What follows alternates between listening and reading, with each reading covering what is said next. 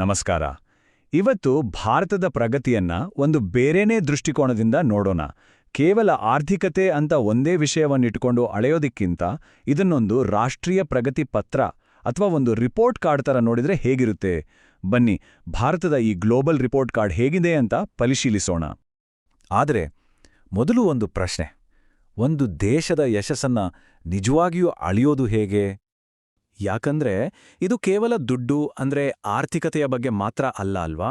ಜನರ ಯೋಗಕ್ಷೇಮ, ಅವರ ಸ್ವಾತಂತ್ರ್ಯ, ಮತ್ತೆ ನಾವು ಬದುಕ್ತಿರೋ ಈ ಭೂಮಿಯ ಆರೋಗ್ಯ ಇವೆಲ್ಲವೂ ಮುಖ್ಯ ಆಗತ್ತೆ. ಸರಿ, ಇದೇ ಮಾನದಂಡಗಳನ್ನು ಇಟ್ಟುಕೊಂಡು ಜಗತ್ತಿನಾದ್ಯಂತ ಹಲವಾರು ವರದಿಗಳು ಪ್ರತಿ ದೇಶಕ್ಕೂ ಒಂದು ಗ್ರೇಡ್ ಕೊಡ್ತವೆ. ಹಾಗಾದ್ರೆ ಇನ್ನೇಕೆ ತಡ? ಬನ್ನಿ, ಭಾರತದ ಗ್ಲೋಬಲ್ ರಿಪೋರ್ಟ್ ಕಾರ್ಡ್ ಓಪನ್ ಮಾಡೋಣ. ಮೊದಲನೇ ಸಬ್ಜೆಕ್ಟ್ ನಮ್ಮ ಆರ್ಥಿಕತೆ. ಜಾಗತಿಕ ಮಾರುಕಟ್ಟೆಯಲ್ಲಿ ಭಾರತದ ಸ್ಥಾನ ಎಲ್ಲಿದೆ ನೋಡೋಣ. ಗ್ಲೋಬಲ್ ಇನ್ನೋವೇಷನ್ ಇಂಡೆಕ್ಸ್ ಅಂದ್ರೆ ಹೊಸ ಆವಿಷ್ಕಾರಗಳ ಸೂಚ್ಯಾಂಕ. ಇಲ್ಲಿ ಭಾರತದ ರ್ಯಾಂಕ್ 38. ಅಂದ್ರೆ ಹೊಸ ಐಡಿಯಾಗಳು, ಹೊಸ ಟೆಕ್ನಾಲಜಿ ಮತ್ತು ಹೊಸ ಬಿಸ್ನೆಸ್ಗಳನ್ನ ಪ್ರೋತ್ಸಾಹಿಸೋದ್ರಲ್ಲಿ ನಾವು ಜಗತ್ತಿನ ಟಾಪ್ 40 ದೇಶಗಳಲ್ಲಿ ಒಂದು.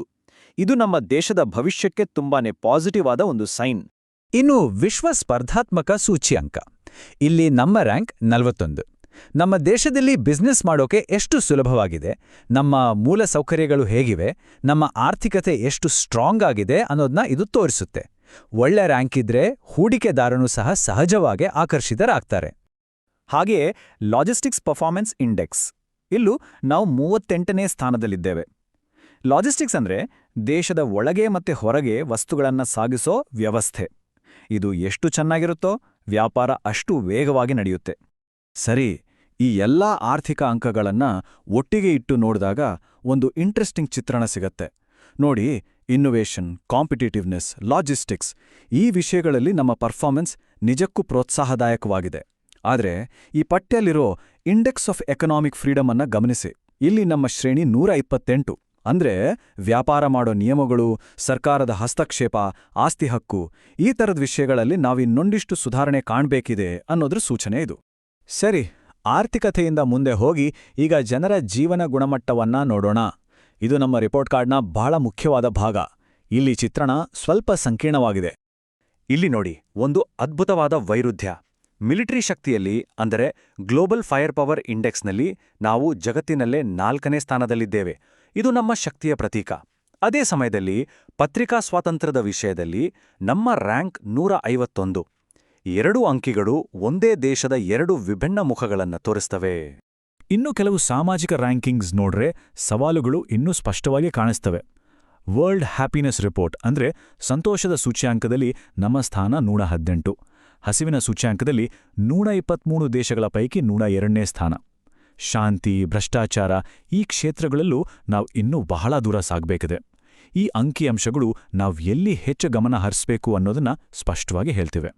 ಮಾನವ ಅಭಿವೃದ್ಧಿ ವರದಿ ಅಥವಾ HDR ಅಂತ ಒಂದಿದೆ. ಇದು ಒಂದು ದೇಶದ ಜನರ ಸರಾಸರಿ ಸಾಧನೆಯನ್ನು 3 ಮುಖ್ಯ ಆಯಾಮಗಳಲ್ಲಿ ಅಳೆಯುತ್ತೆ: ಆರೋಗ್ಯಕರ ಮತ್ತು ದೀರ್ಘ ಜೀವನ, ಜ್ಞಾನ ಮತ್ತು ಒಂದು ಯೋಗ್ಯವಾದ ಜೀವನ ಮಟ್ಟ. ಇದು ಕೇವಲ ಆರ್ಥಿಕತೆಗಿಂತ ಜನರ ನಿಜವಾದ ಜೀವನ ಹೇಗಿದೆ ಅಂತ ಹೇಳುತ್ತೆ. ಬನ್ನಿ, ನಮ್ಮ ಮುಂದಿನ ಸಬ್ಜೆಕ್ಟ್ ಕಡೆ ಹೋಗೋಣ. ನಮ್ಮ ಪರಿಸರ. ಈ ವಿಷಯದಲ್ಲಿ ನಮ್ಮ ಗ್ರೇಡ್ ಹೇಗಿದೆ? ಇಲ್ಲಿ ಒಂದು ಬಹಳ ಆಶ್ಚರ್ಯಕರವಾದ ವಿಷಯವಿದೆ. ಕ್ಲೈಮೇಟ್ ಚೇಂಜ್ ಪರ್ಫಾರ್ಮೆನ್ಸ್ ಇಂಡೆಕ್ಸ್ನಲ್ಲಿ ಮೊದಲ 3 ಸ್ಥಾನಗಳು ಖಾಲಿ ಇವೆ. ಹೌದು, ಖಾಲಿ. ಅಂದ್ರೆ ಜಗತ್ತಿನ ಯಾವುದೇ ದೇಶ ಕೂಡ ಪ್ಯಾರಿಸ್ ಒಪ್ಪಂದದ ಗುರಿಗಳನ್ನು ತಲುಪೋಕೆ ಬೇಕಾದಷ್ಟು ಪ್ರಯತ್ನ ಮಾಡ್ತಿಲ್ಲ ಅಂತ. ಇದು ಇಡೀ ಜಗತ್ತಿಗೆ ಇರೋ ಒಂದು ದೊಡ್ಡ ಚಾಲೆಂಜ್. ಇದರಲ್ಲಿ ಭಾರತದ ಪರ್ಫಾರ್ಮೆನ್ಸ್ ನೋಡಿದ್ರೆ ಇಲ್ಲೂ ಒಂದು ಕಾಂಟ್ರಾಸ್ಟ್ ಇದೆ. ಹವಾಮಾನ ಬದಲಾವಣೆ ತಡೆಯೋ ವಿಷಯದಲ್ಲಿ ನಮ್ಮ ಪರ್ಫಾರ್ಮೆನ್ಸ್ ಚೆನ್ನಾಗೇ ಇದೆ. ನಾವು 23ನೇ ರ್ಯಾಂಕ್ನಲ್ಲಿದ್ದೇವೆ. ಆದರೆ ಒಟ್ಟಾರೆ ಪರಿಸರ ಅಂದ್ರೆ ಗಾಳಿ, ನೀರು, ಜೀವವೈವಿಧ್ಯ ಈ ಎಲ್ಲ ವಿಷಯಗಳನ್ನು ಸೇರಿಸಿ ನೋಡಿದಾಗ ನಮ್ಮ ರ್ಯಾಂಕ್ 176. ಇದು ನಿಜಕ್ಕೂ ಆತಂಕಕಾರಿ ವಿಷಯ. ಇನ್ನು ಅರಣ್ಯದ ವಿಷಯಕ್ಕೆ ಬಂದ್ರೆ ಜಗತ್ತಿನ ಒಟ್ಟು ಅರಣ್ಯ ಪ್ರದೇಶದಲ್ಲಿ ನಮ್ಮ ಪಾಲು ಕೇವಲ 2%. ಆದರೆ ಜಗತ್ತಿನ ಜನಸಂಖ್ಯೆಯಲ್ಲಿ ನಮ್ಮ ಪಾಲು ಸುಮಾರು 17%. ಇತ್ತೀಚಿನ ವರ್ಷಗಳಲ್ಲಿ ನಮ್ಮ ಅರಣ್ಯ ಪ್ರದೇಶ ಹೆಚ್ಚಾಗಿದೆ ಅನ್ನೋದು ನಿಜವೇ. ಆದರೂ ಈ ಅಂತರವನ್ನು ನೋಡಿದಾಗ ನಾವು ಇನ್ನೂ ನಿರಂತರವಾಗಿ ಪ್ರಯತ್ನ ಪಡಬೇಕು ಅನ್ನೋದು ಸ್ಪಷ್ಟವಾಗುತ್ತೆ. ಸರಿ, ಇಲ್ಲಿಯವರೆಗೂ ನಾವು ಗ್ಲೋಬಲ್ ರಿಪೋರ್ಟ್ಸ್ ನೋಡ್ವಿ. ಈಗ ದೇಶದ ಒಳಗಿನ ವರದಿಗಳ ಕಡೆ ಸ್ವಲ್ಪ ಗಮನ ಹರಿಸೋಣ. ನಮ್ಮದೇ ಸರ್ಕಾರಿ ಸಂಸ್ಥೆಗಳು ಆರೋಗ್ಯ ಬಡತನದ ಬಗ್ಗೆ ಏನ್ ಹೇಳ್ತವೆ ಅಂತ ನೋಡೋಣ. ನ್ಯಾಷನಲ್ ಫ್ಯಾಮಿಲಿ ಹೆಲ್ತ್ ಸರ್ವೆ ಆರೋಗ್ಯ ಕ್ಷೇತ್ರದಲ್ಲಿ ಆಗಿರುವ ಕೆಲವು ಒಳ್ಳೆ ಬದಲಾವಣೆಗಳನ್ನ ತೋರಿಸುತ್ತೆ.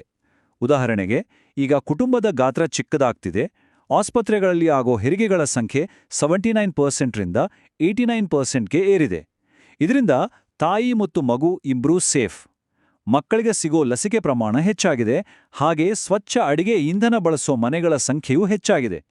ಇವೆಲ್ಲವೂ ಜೀವನ ಮಟ್ಟ ಸುಧಾರಿಸುತ್ತಿರುವುದರ ಲಕ್ಷಣಗಳು. ಹಾಗೆಯೇ ನೀತಿ ಆಯೋಗದ ರಾಷ್ಟ್ರೀಯ ಬಹುಆಯಾಮದ ಬಡತನ ಸೂಚ್ಯಾಂಕ ಇದು ಕೇವಲ ಆದಾಯವನ್ನಲ್ಲ, ಆರೋಗ್ಯ, ಶಿಕ್ಷಣ, ಜೀವನ ಮಟ್ಟ ಹೀಗೆ ಹಲವು ಆಯಾಮಗಳಿಗೆ ಬಡತನವನ್ನು ಅಳೆಯುತ್ತೆ.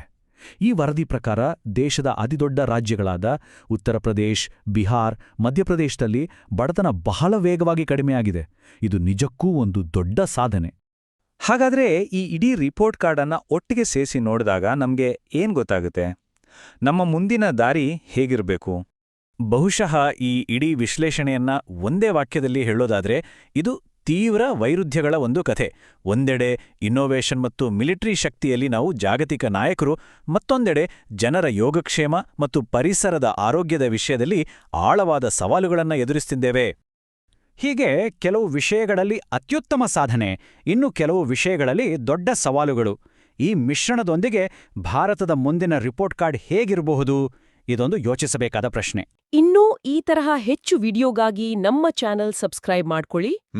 ಹಾಗೆ ನಿಮ್ಮ ಅನಿಸಿಕೆನ ಕೆಳಗಡೆ ಕಮೆಂಟ್ ಮಾಡಿ. ಹೌದು. ಸಿಗೋಣ ಮುಂದಿನ ವಿಡಿಯೋದಲ್ಲಿ. ನಮಸ್ಕಾರ.